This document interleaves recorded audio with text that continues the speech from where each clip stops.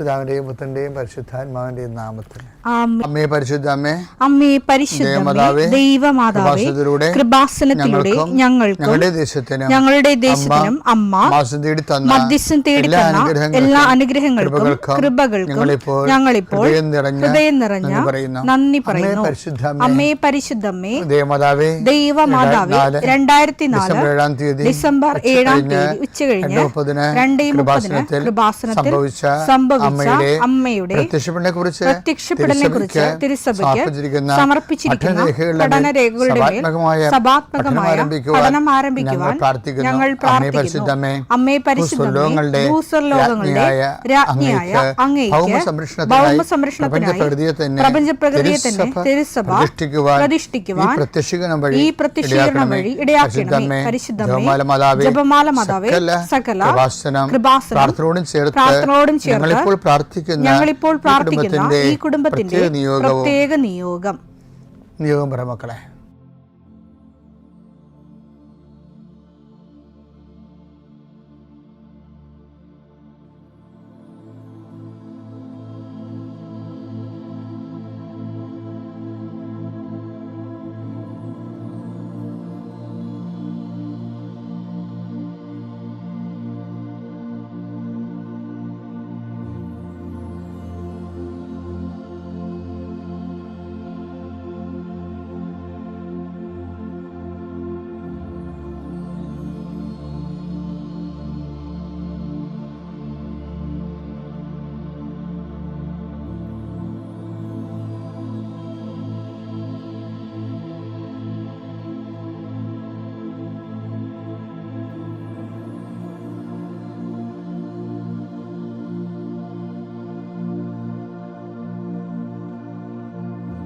അമ്മയുടെ പ്രത്യക്ഷീകരണത്തിന്റെ ഈ അനുഗ്രഹവേളയിൽ ഞങ്ങൾക്ക് സാധിച്ചു തരുവാൻ കനിയണമേ. ആമേൻ. വിശ്വാസ പ്രമാണം. സർവശക്തനായ പിതാവും ആകാശത്തിന്റെയും ഭൂമിയുടെയും സൃഷ്ടാവുമായ ദൈവത്തിൽ ഞാൻ വിശ്വസിക്കുന്നു. അവിടുത്തെ ഏകപുത്രനും ഞങ്ങളുടെ കർത്താവുമായ ഈശോമിശിഹായിലും ഞാൻ വിശ്വസിക്കുന്നു.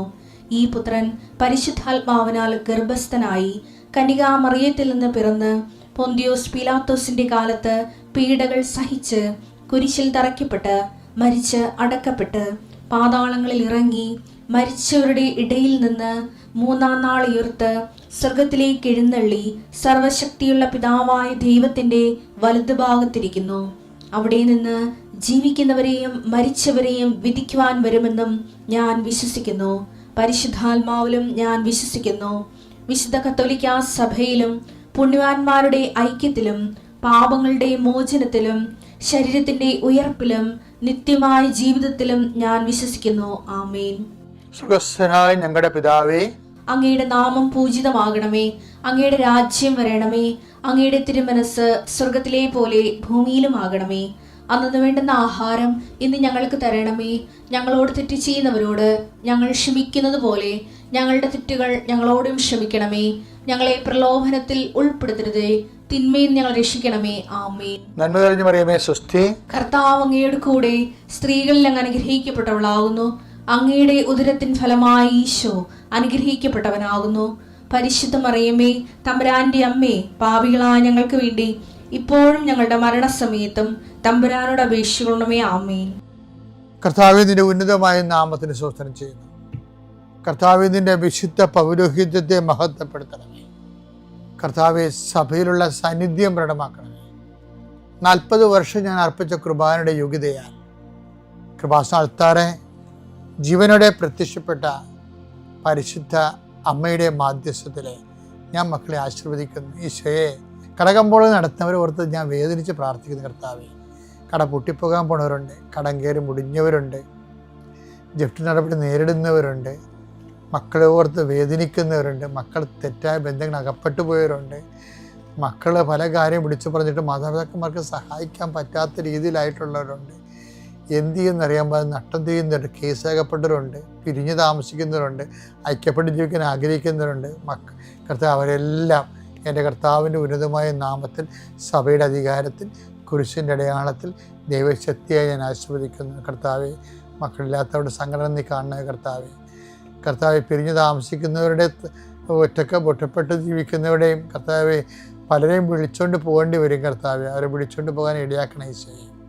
അവർ ജീവിത പങ്കാളി അവരെ നിരാകരിച്ച ജീവിത പങ്കാളികൾക്ക് മനസ്സാന്തരം ഉണ്ടായി അവരെ ഒന്ന് വിളിച്ചുകൊണ്ട് പോകാനോ ഫോൺ വിളിക്കാനോ കർത്താവെ ഇടയാക്കണമെന്ന് പ്രാർത്ഥിക്കുന്നു. ഈശോ ഒന്നും അസാധ്യമില്ലാത്തവനെ, അങ്ങനെ ഒരു നിമിഷത്തെ അഭിഷേകം കിട്ടിയാൽ അങ്ങയുടെ മക്കളെല്ലാം ഐക്യപ്പെട്ട് സ്നേഹപ്പെട്ടുള്ള ഈശോയെ, ഏതെല്ലാം മേഖലകളിലാണ് നിങ്ങൾ വിഷമിക്കുന്നത്, ഏതെല്ലാം വ്യക്തികളെ ഓർത്താണ് നിങ്ങൾ സങ്കടപ്പെടുന്നത്, ഏതെല്ലാം വിഷയം ഓർത്താണ് നിങ്ങൾ സംഭ്രമിക്കപ്പെടുന്നത്, ഭയപ്പെടേണ്ട, ഞാൻ നിൻ്റെ കൂടെ ഉണ്ടാകുന്ന അളിച്ചത് കർത്താവ് ഈ കുരിശിൻ്റെ ശക്തിയാൽ, എൻ്റെ പൗരോഹിത്യത്തിൽ 40 വർഷത്തെ കർത്താവിൻ്റെ ശുശ്രൂഷയുടെ യോഗ്യതയാൽ, സർവോപരി കൃപാസ്ഥാനത്താരെ ജീവനുടെ പ്രത്യക്ഷ മാതാവിൻ്റെ മധ്യസ്ഥ നടന്ന ലക്ഷക്കണക്കിന് പ്രാർത്ഥനകളുടെ ശക്തിയാൽ, പിതാവിൻ്റെയും പുത്രൻ്റെയും പരിശുദ്ധാമത്തിൽ നിങ്ങളുടെ ഇന്നത്തെ ദിവസത്തെ ഈശോ തലങ്ങും വിലങ്ങും ആശീർവദിക്കട്ടെ. പ്രിയപ്പെട്ടവരെ, ഇന്നലെ നമ്മൾ മെറ്റീരിയലിസത്തെക്കുറിച്ചാണ് സംസാരിച്ചത്. ഈശോ പറഞ്ഞു ജഡത്തിൽ ജനിക്കുന്നത് ജഡമാണെന്ന് പറഞ്ഞു, ആത്മാവിലും ജനിക്കുന്നത് ആത്മാവാണെന്ന് പറഞ്ഞു. എന്നിട്ട് ദൈവം എന്ത് ചെയ്തു? ഈ ജഡത്തെ ആത്മവൽക്കരിക്കാൻ വേണ്ടി ദൈവസ്നേഹത്തിൻ്റെ മെറ്റീരിയൽ ഭൗതിക രൂപമായ യേശുവിനെ മനുഷ്യാവതാരത്തിലൂടെ കുരിശുമരണത്തിലൂടെ ദൈവസ്നേഹം എന്താണെന്ന് നമ്മളെ തിരിച്ചറിയിച്ചിട്ട് ആ സ്നേഹം സ്വീകരിച്ചവർക്കെല്ലാം, തന്നെ സ്വീകരിച്ചവർക്കെല്ലാം, തൻ്റെ പദ്ധതി പ്രകാരം വിളിച്ചവർക്കെല്ലാം ദൈവ മക്കളാകാനുള്ള യോഹന്നാൻ 1:12 തന്നെ സ്വീകരിച്ചവർക്കെല്ലാം, തന്നെ സ്നേഹിച്ചവർക്കെല്ലാം, തന്റെ നാമത്തിൽ വിശ്വസിക്കുന്നവർക്കെല്ലാം ദൈവമക്കളാകാൻ അവൻ കഴിവ് നൽകി. അപ്പോൾ എൻ്റെ പ്രശ്നം വെച്ച് കഴിഞ്ഞാൽ മെറ്റീരിയൽ ആയിരിക്കണം, ജഡമായിരിക്കുന്ന മനുഷ്യൻ, ആത്മാവായിരിക്കണ ദൈവം. അപ്പോൾ എന്നിട്ട് പറഞ്ഞ് ഇത് തമ്മിൽ ഇൻട്രാക്ട് ചെയ്തില്ല എന്നുണ്ടെങ്കിൽ കർത്താവ് പറഞ്ഞു, നിക്കോഡെമോസ് പറഞ്ഞ പോലെ സംഭവിക്കും. എന്താണ്? ജഡത്തിലും ജനിക്കണം ജഡമായിട്ടേക്ക് ജനിച്ചുകൊണ്ടേയിരിക്കും, ആത്മാവിൽ ജനിക്കണം ആത്മാവായിട്ടേക്ക് ജനിച്ചുകൊണ്ടേയിരിക്കും, തമ്മിലേക്ക് ഇൻട്രാക്ട് ചെയ്യത്തില്ല. യോഹന്നാൻ 3:6 മാംസത്തിൽ നിന്ന് ജനിക്കുന്നത് മാംസമാണ്, മാംസത്തിൽ ജനിക്കുന്ന മാംസവും ആത്മാവിൽ നിന്ന് ജനിക്കുന്നത് ജനിക്കുന്ന ആത്മാവുമാണ്. അപ്പം അതുകൊണ്ട് ഇത് സമാന്തര രേഖ പോലെയാണ് പോകണം, തമ്മിൽ കൂട്ടിമുട്ടത്തില്ല. ഇതിന് തമ്മിൽ കൂട്ടിമുട്ടാൻ വേണ്ടി ദൈവം കണ്ടുപിടിച്ച പദ്ധതി എന്താണ്? ഈ എനർജിയെ അല്ലെങ്കിൽ അതായത് ആത്മാവിനെ മെറ്റീരിയൽ മനുഷ്യരൂപം സ്വീകരിക്കുക. അങ്ങനെ ആത്മാവ് ദൈവം ആത്മാവാണെന്ന് പറഞ്ഞില്ലേ യോഹന്നാൻ 4:24. ദൈവം ആത്മാവാണ്. അപ്പോൾ ദൈവം ആത്മാവാണ്, നമ്മൾ ജഡവുമാണ്. ഇനി ദൈവം എന്താ നമ്മളുമായിട്ട് ഇൻട്രാക്ട് ചെയ്യാൻ വേണ്ടി ചെയ്തിരിക്കുന്നത്? ഈ ആത്മാവ് ജഡത്തെ സ്വീകരിക്കും. അപ്പോൾ ആരാണുണ്ടായത്? ദൈവപുത്രനുണ്ടായി. അപ്പോൾ ദൈവപുത്രൻ എന്ന് പറയുമ്പോൾ ദൈവത്തിൻ്റെ സ്നേഹത്തിൻ്റെ ഒരു മനുഷ്യാവതാരമാണ്. ഈ മനുഷ്യാവതാരത്തിലൂടെ ദൈവം എക്സ്പ്രസ് ചെയ്തിരിക്കുന്നത് കുരിശുമരണവും. അതാണ് നേരത്തെ പറഞ്ഞത്. എന്താണ്? അവനെ സ്വീകരിച്ച യോഹന്നാൻ 1:12 അവനെ സ്വീകരിച്ചവർക്കെല്ലാം, എന്നുവെച്ചാൽ ദൈവസ്നേഹം സ്വീകരിച്ചവർക്കെല്ലാം, അവർ നാമത്തിൽ വിശ്വസിച്ചവർക്കെല്ലാം, ആ സ്നേഹത്തിൽ വിശ്വസിച്ചവർക്കെല്ലാം എന്താണ്? ദൈവമക്കളാകാനുള്ള കഴിവ് നൽകി. അപ്പോൾ അവർ ദൈവമക്കളായിട്ട് കൺവേർട്ട് ചെയ്യും. ഇപ്പോൾ നമ്മൾ ദൈവമക്കളായിട്ട് കൺവേർട്ട് ചെയ്യുന്ന ആ പ്രക്രിയയിൽ അതിനകത്ത് ആദ്യകാലങ്ങളിലൊക്കെ ജഡത്തിൻ്റെ ഭയങ്കര പിടിച്ചുപറികളുണ്ടാകും. അതിൻ്റെ അകത്ത് ഇപ്പോൾ അത് ജഡത്തെ നമ്മുടെ ഇപ്പോൾ ഉദാഹരണത്തിന് ഈ ചില മനുഷ്യരുടെ ജീവിതത്തിലൊക്കെ ചിലർ എപ്പോഴും ഇങ്ങനെ തട്ടിപ്പും വെട്ടിപ്പും മറ്റുള്ളവരുടെ വക എങ്ങനെയെങ്കിലും അടിച്ചു മാറ്റണം, അവരെ എങ്ങനെയെങ്കിലും അവരെയൊക്കെ കൂടുതൽ സമ്പാദിക്കുന്ന ആക്രാന്തങ്ങളൊക്കെ ഇല്ലേ. അപ്പം ജഡത്തിൻ്റെ പിടിച്ചുപറികളെന്നാണ് അതിന് പറയണത്. അപ്പം ഇതിൽ നിന്ന് രക്ഷപ്പെട്ട് വരാൻ കുറച്ച് സമയമെടുക്കും അത്. അപ്പം അങ്ങനെ വരുമ്പോഴുണ്ടാകുന്ന ഒരു വിഷയം, ഇപ്പോൾ ഉദാഹരണത്തിന് ഈ ഉടമ്പടിയിലൊക്കെ വരുമ്പോൾ ഈ ജഡത്തിൻ്റെ ആക്രാന്തം ആൾക്കാർക്ക് ഉടമ്പടി സ്ലോയാണ്. അതിൻ്റെ കാരണം വെച്ച് കഴിഞ്ഞാൽ ഇപ്പോൾ ഉദാഹരണത്തിന് അവർ പഠിച്ച സാധനമല്ലേ പാലിക്കത്തുള്ളൂ. ഇപ്പം ഞങ്ങളൊക്കെ കുഞ്ഞുനാളിൽ ഞാനൊരു 9ാം ക്ലാസ്സൊക്കെ വരെയൊക്കെ ആടിനെയൊക്കെ വളർത്തുമായിരുന്നു വീട്ടിൽ. അപ്പം ഞാനാണ് എൻ്റെ വീട്ടിലെ വളർത്തണമെന്ന് ഞാനാണ് ഇതെല്ലാം കൊണ്ടാക്കണമൊക്കെ ചെയ്യണത്. അപ്പോൾ ആടെ കറക്കണൊക്കെ അപ്പം എനിക്കറിയത്തില്ല. അപ്പം 4 മണിയൊക്കെ ഒഴിച്ച് കഴിഞ്ഞപ്പോൾ ആടിനെ കറക്കും. പക്ഷേ ഈ വൈകുന്നേരം കറക്കുമ്പോൾ ഒരു പ്രശ്നമുണ്ട്. ആട് കുഞ്ഞിന് വേണ്ടി പാല് വലിച്ച് കളയും ആട് മേലോട്ട്. ഒരു 3-4 ആടൊക്കെ ഉള്ള ഞങ്ങളുടെ 10-12 ആടുണ്ടായിരുന്നു. അപ്പം ഈ ആട് പാല് വലിക്കും. അപ്പോൾ അപ്പൻ ഇങ്ങനെ കുറേ കറന്നാലും കിട്ടത്തൊന്നുമില്ല. അപ്പം കാണിക്കുന്ന സൂത്രമുണ്ട്. ആട് കുഞ്ഞിന് വേണ്ടിയല്ലേ ആട് പാല് വലിക്കണത്. അപ്പോൾ ഒരു കുഞ്ഞിനെ കൊണ്ടുവന്നിട്ട് അപ്പന് അകടയിൽ ഇങ്ങനെ മുലക്കണ്ണിൽ പിടിപ്പിച്ച് കഴിയുമ്പോൾ ശരിയല്ല. അപ്പോൾ കുഞ്ഞ് കുടിച്ചല്ല. അപ്പോൾ ഉടനെ ആട് പാലിറക്കി കൊടുക്കും. ഉടനെ അപ്പന് കുഞ്ഞിനെ ഉടനെ മാറ്റും. എന്നിട്ട് ആ പാല് കറന്നെടുക്കും. ഈ വളർത്തുകാർക്കെല്ലാം ഇങ്ങനെയുള്ള അസുഖങ്ങളൊക്കെ ഉണ്ട്, അത് പറഞ്ഞിട്ട് കാര്യമില്ല. അപ്പോൾ പക്ഷേ അത് ചില ചുരത്തിച്ച് പറ്റിക്കണ ഒരു പരിപാടിയാണത്. ഇതിൻ്റെ അകത്തൊരു ജഡമുണ്ട്. നമ്മൾ ഈ ആടിനോട് കാണിക്കുന്ന ഈ സ്വഭാവം ചില സമയത്ത് ദൈവത്തോട് കാണിക്കും. എന്നുവെച്ചാൽ ഇപ്പം അനുഗ്രഹം മേലോട്ട് വരച്ചിരിക്കുന്ന സമയം നമുക്ക് അനുഗ്രഹം കിട്ടണില്ല. അപ്പോൾ നമ്മളെന്ത് ചെയ്യും? നമ്മളിതുപോലെ ഈ അനുഗ്രഹം കിട്ടാൻ വേണ്ടി ഉടമ്പടി എടുക്കും, പത്രം കൊണ്ട് നടന്ന് കൊടുക്കും. അതൊക്കെ കുഞ്ഞിനെ കൊണ്ട് ചുരത്തിപ്പിച്ച് എടുത്തിട്ടേ കുഞ്ഞിനെ വലിച്ചു മാറ്റത്തില്ലേ? ശരിക്കും പറഞ്ഞാൽ അതുപോലെ തന്നെ നമ്മൾ കൊണ്ടുപോയി രോഗികൾക്ക് പൊതിച്ചോറ് കൊടുക്കും. പക്ഷേ ദൈവത്തിനറിയാം ഇത് ഈ ആത്മീയമായ കാര്യമാണ്, ജഡത്തിൻ്റെ അരൂപിലാണ് ചെയ്യണത്. ഉടമ്പടിയിൽ വന്നിരുന്ന ഒരു ചെറിയൊരു പ്രശ്നം അതാണ്. ആത്മീയ കാര്യം ചിലർ ജഡാരൂപി ചെയ്യും. എന്ന് വെച്ച് കഴിഞ്ഞാൽ ഈ കുഞ്ഞിനെ കൊണ്ട് ചുരത്തിക്കുന്നതിൻ്റെ ഉദ്ദേശം പാലിറക്കി കിട്ടാൻ വേണ്ടിയാണ്.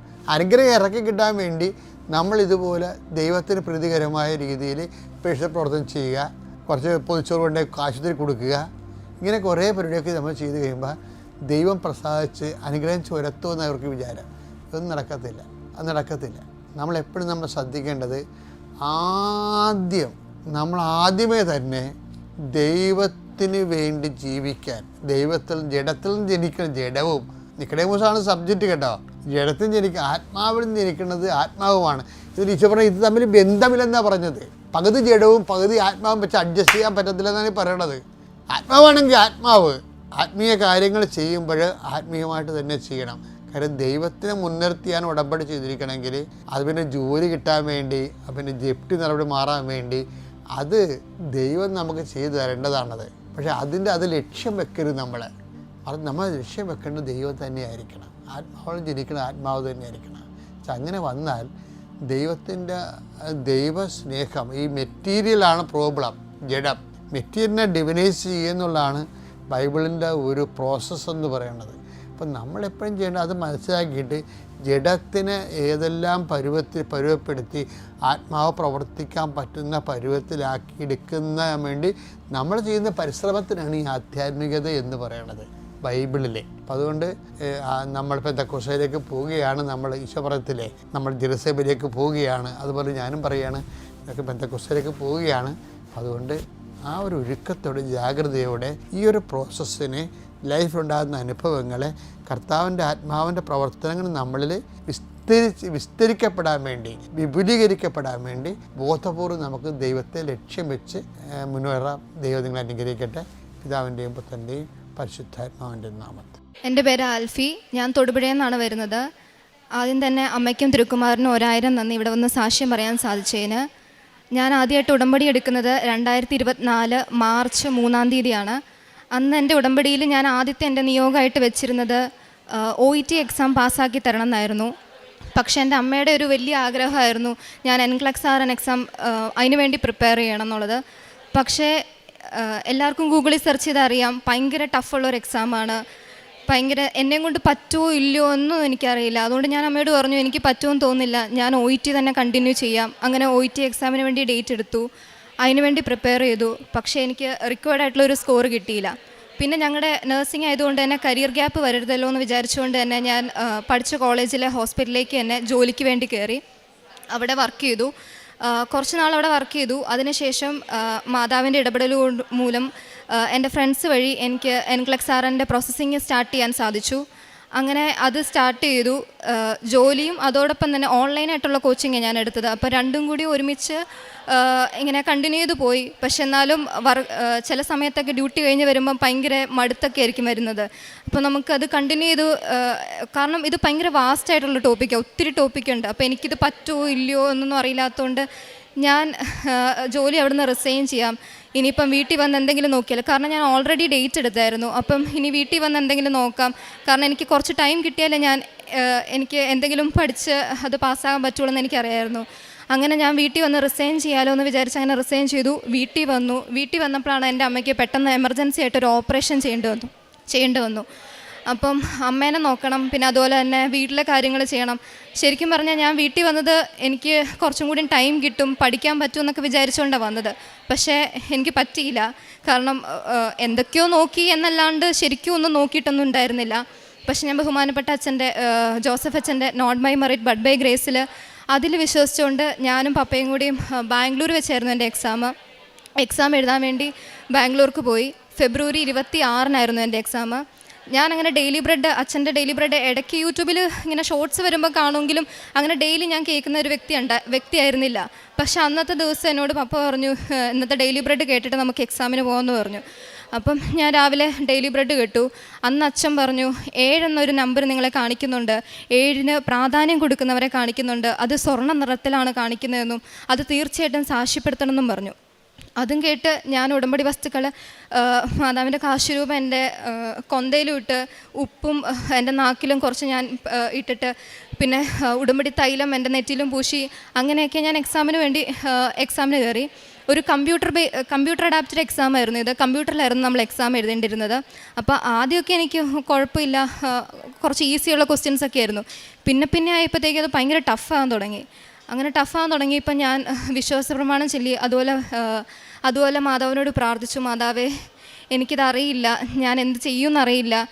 പിന്നെ അച്ഛൻ്റെ രാവിലത്തെ ടോക്കിൽ ഞാൻ 7 എന്ന നമ്പർ കേട്ടുകൊണ്ട് അത് കേട്ടുകൊണ്ട് ഞാൻ എനിക്കറിയില്ല, ഡൗട്ട് തോന്നിയ ക്വസ്റ്റ്യൻസും അല്ലാത്ത ക്വസ്റ്റ്യൻസും എനിക്കറിയില്ലാത്ത ക്വസ്റ്റ്യൻസൊക്കെ ഞങ്ങൾക്ക് ഓപ്ഷൻസ് ഉള്ള ക്വസ്റ്റ്യൻസാണ് ഞാൻ പറഞ്ഞല്ലോ. അതുകൊണ്ട് 7 എന്ന നമ്പർ ഫോക്കസ് ചെയ്തുകൊണ്ടാണ് ഞാൻ അറ്റൻഡ് ചെയ്തുകൊണ്ടിരുന്നത്. ശരിയാണോ തെറ്റാണോ ഒന്നും എനിക്കറിയില്ല. ഞാൻ എന്തായാലും അത് വിശ്വസിച്ചു, അതിൽ ഫോക്കസ് ചെയ്തുകൊണ്ട് അറ്റൻഡ് ചെയ്തു. എക്സാം കഴിഞ്ഞ് ഞങ്ങൾ തിരിച്ച് റൂമിലെത്തി. അപ്പോൾ എന്നോട് എൻ്റെ പപ്പ പറഞ്ഞു, അത് ഞങ്ങൾക്ക് അന്ന് ബാംഗ്ലൂർ റൂം എടുത്തത് 205 എന്ന് പറഞ്ഞ റൂം നമ്പർ 205 ആയിരുന്നു. അപ്പോൾ അന്ന് പപ്പേനെ ആരോ മനസ്സിലിങ്ങനെ 2+5 7 എന്നിങ്ങനെ ആരോ മനസ്സിലിങ്ങനെ തോന്നിപ്പിച്ചുകൊണ്ടാണ് എഴുന്നേറ്റ് വരുന്നത്. അതെല്ലാം കഴിഞ്ഞിട്ടാണ് ആക്ച്വലി ഞങ്ങൾ ഈ ഡെയിലി ബ്രെഡിൻ്റെ ടോക്ക് കേൾക്കുന്നത് തന്നെ. അതും കഴിഞ്ഞ് വീട്ടിൽ തിരിച്ചെത്തിയപ്പം അമ്മ എന്നോട് ചോദിച്ചു, നീ ഇന്നലെ അച്ഛൻ്റെ ഡെയിലി ബ്രെഡ് കേട്ടായിരുന്നോ എന്ന് ചോദിച്ചു. ഞാൻ പറഞ്ഞു, ഞാൻ കേട്ടായിരുന്നു എന്ന് പറഞ്ഞു. അപ്പോൾ അമ്മ അല്ലെങ്കിലും മാതാവ് പ്രത്യക്ഷപ്പെട്ടത് 7-ാമത്തെ ദിവസമായതുകൊണ്ട് തന്നെ 7 എന്ന നമ്പറിന് പ്രാധാന്യം കൊടുക്കുന്ന ഒരു വ്യക്തിയായിരുന്നു.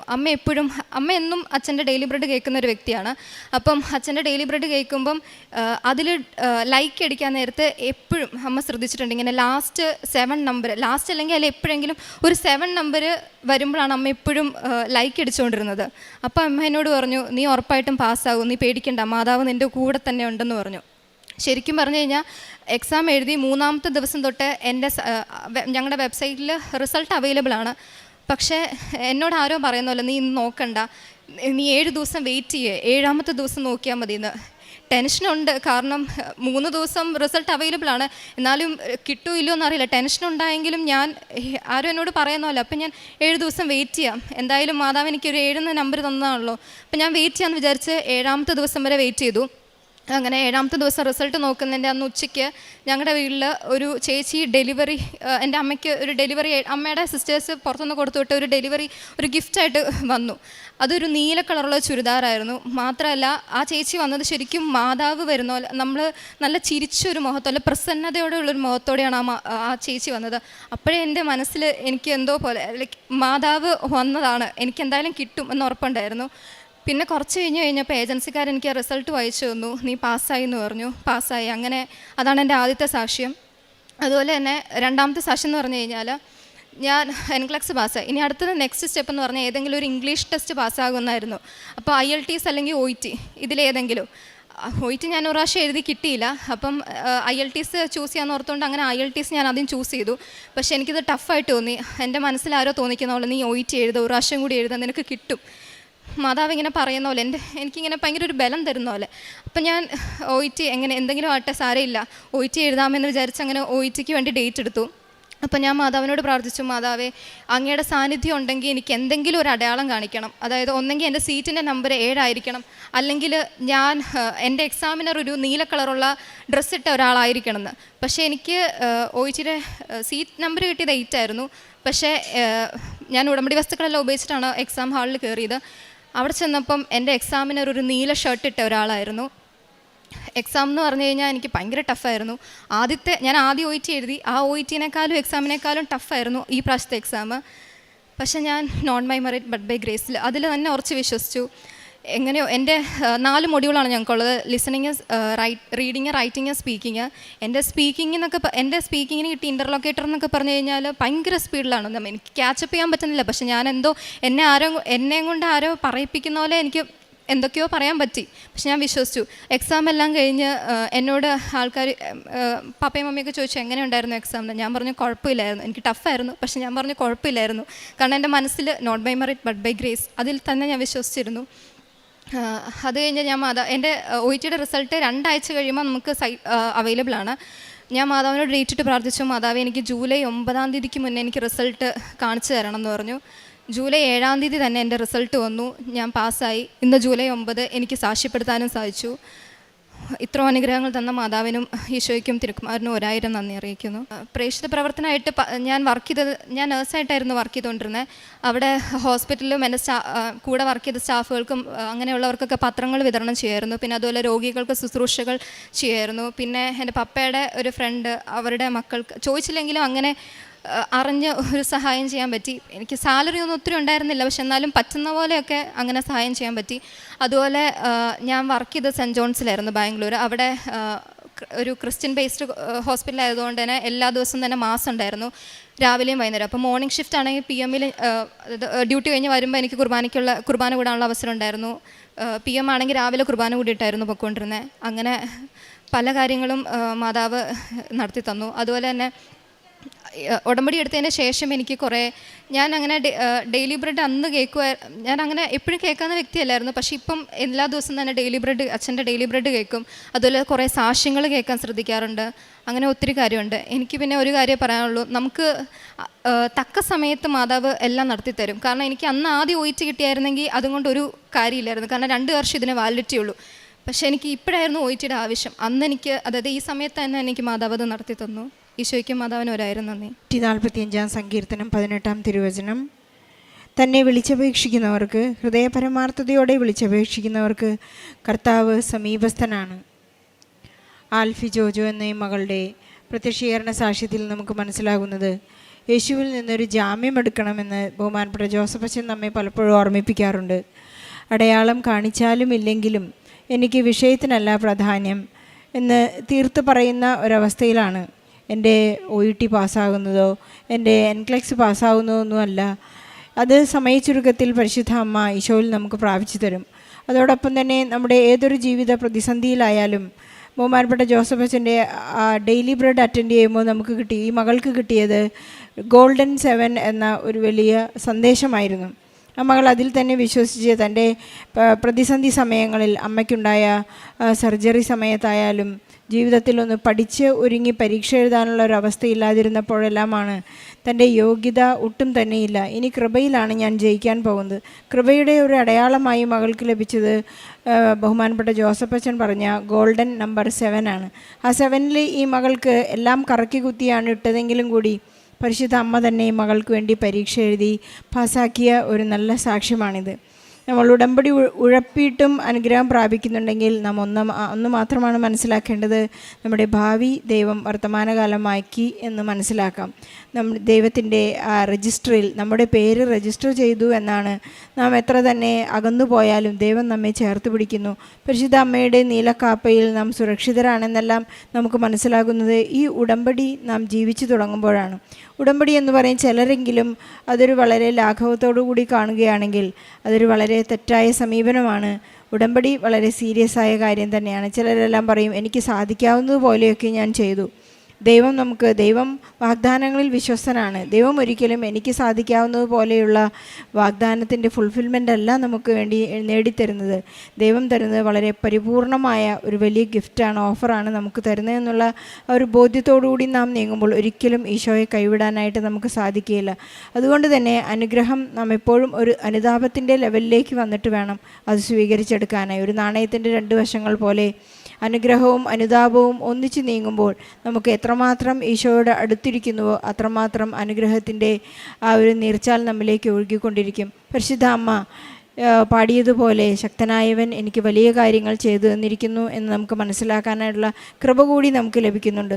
ഈ മകൾക്ക് ലഭിച്ചത് സത്യമായും not by merit but by grace എന്ന ആ ഉടമ്പടി അടിസ്ഥാനത്തിലൂടെ ടൈം ഷോർട്ടനിങ്ങിലാണ് ഈ മകൾക്ക് പരീക്ഷകൾ ജയിച്ചതെന്ന് കൂടി നമുക്ക് മനസ്സിലാക്കാം.